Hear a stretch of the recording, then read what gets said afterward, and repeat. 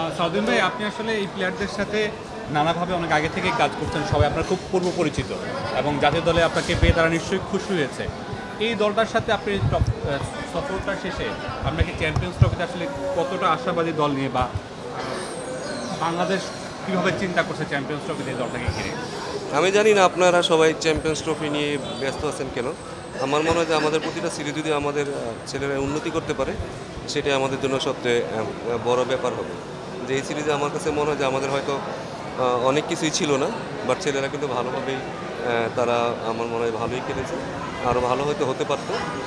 সেইখান থেকেও তারপরে তারা যতটুকু করেছে আমার মনে হয় যে একটা নতুন টিম হিসেবে বা একটা নতুন গোছানো টিম হিসেবে আমার মনে হয় যে এটা তারা যথেষ্ট ভালো খেলেছে।